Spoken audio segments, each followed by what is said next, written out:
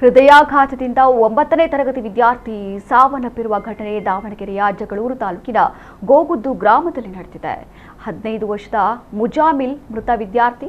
ಗೋಗುದ್ದು ಗ್ರಾಮದ ಚಮನ್ ಸಾಬ್ ಹಾಗೂ ಫಾತಿಮಾ ದಂಪತಿಯ ದ್ವಿತೀಯ ಪುತ್ರ ಮುಜಾಮಿಲ್ ಹನುಮಂತಪುರ ಗ್ರಾಮದ ರಾಜೀವ್ ಗಾಂಧಿ ವಸತಿ ಶಾಲೆಯಲ್ಲಿ 9ನೇ ತರಗತಿ ಓದ್ತಾ ಇದ್ದ. ರಜೆ ಹಿನ್ನೆಲೆ ವಿದ್ಯಾರ್ಥಿ ಮನೆಗೆ ಬಂದಿದ್ದ.